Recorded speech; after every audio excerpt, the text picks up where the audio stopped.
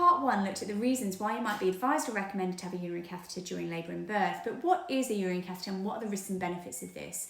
As a starting point, a urinary catheter should only be inserted with your fully informed consent. And for anyone who hasn't met me yet, I'm Angie. I've been practicing midwife for the last 13 years, and you can hit the follow button for more pregnancy, birth and parenting information.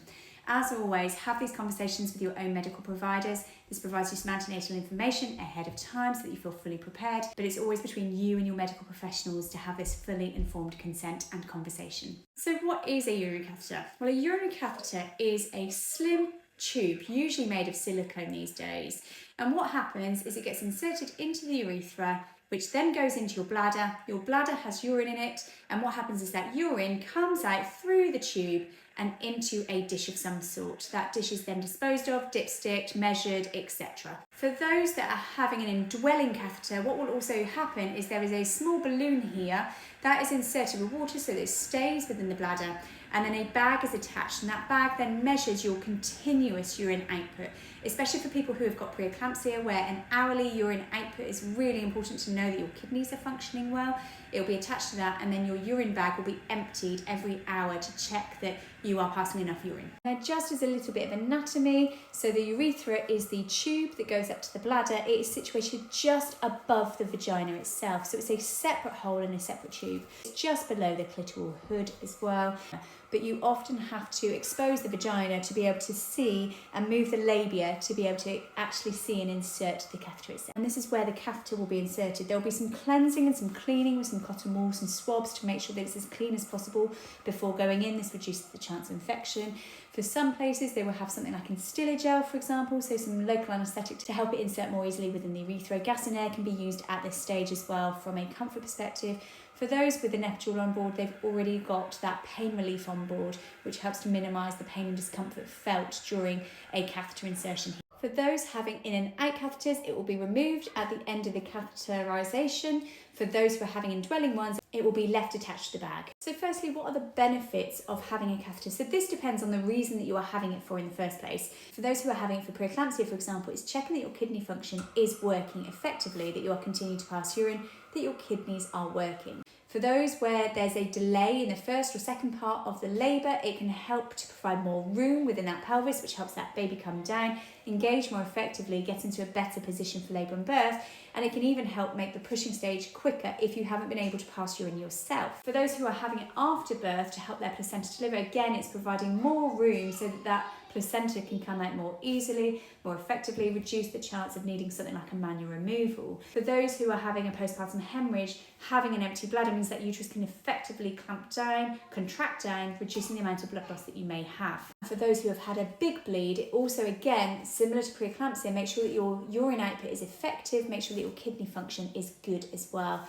to see what the fluid replacement needs to be, but also to make sure that there's been no kidney injuries that's happened as part of that postpartum hemorrhage. And for those who are having an epidural, it means that that epidural block remains effective because a full bladder can stop the epidural from working as effectively and could cause breakthrough pain as well. So what are the risks? Well, firstly, it is an invasive procedure and it does require exposing you slightly to be able to see where the catheter itself can be inserted. This can cause anxiety and worry for mums. And this is where, as midwives and as doctors, we should be really discreet where we can, only expose just to be able to see the urethra, just for that moment in time, and then cover back up to be able to provide you as much dignity as possible. The next risk is that it's uncomfortable and it can be painful, and this is where things like instiller gel and gas and air comes into its own. This is where breathing techniques, affirmations, anything that you can do to remain as calm, as relaxed as possible will really help.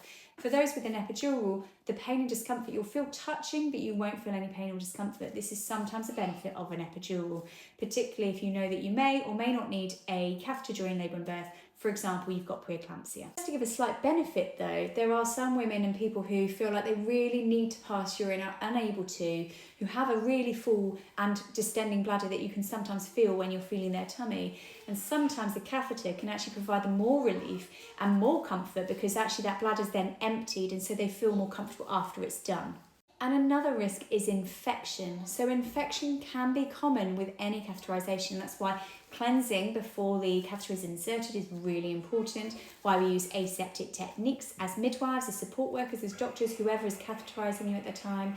And also why we try and minimise that infection by either only doing ideally a maximum of 2 in and out catheters during a labour and birth period. If you feel like you're doing any more than 2, then it's that consideration whether an indwelling one that stays in with a bag attached, needs to go in, because it's the number of times that you insert it into the urethra. If there's bacteria out here, each time that you are pushing that catheter into the bladder through the urethral tube, that in itself can introduce infection, which is why if you are really early on into labour, they may recommend a catheter that stays in. If you're progressing with an epidural, for example, it's maybe at the end of labour, maybe you're 18 centimetres, this is where an in-out catheter can come into its own at that stage, because you're less likely to need it again and again, and it's just reducing the chance of infection by minimising the amount of times you have one of these. If infection does happen, it can sometimes signify urinary tract infection. Sending off a urine sample will just confirm this. Antibiotics are used to treat it as well.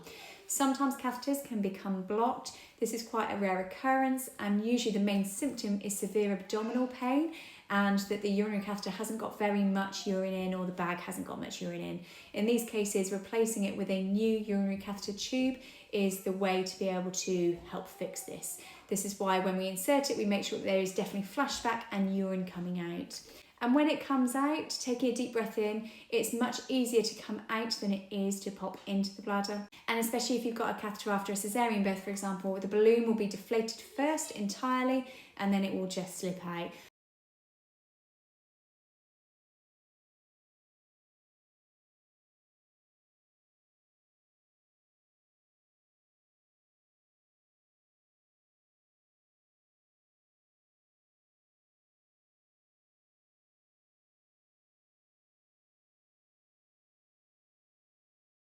Conversations on an individual basis with your medical providers, your midwives, your obstetricians, your maternity support workers, whoever it is that's recommending you have a catheter. As always, it's about individualised information and advice. This is a conversation to have with your own doctors and your own midwives, and asking them the questions: why am I being recommended to have this? What are the benefits for me personally? What are the risks of me personally having this?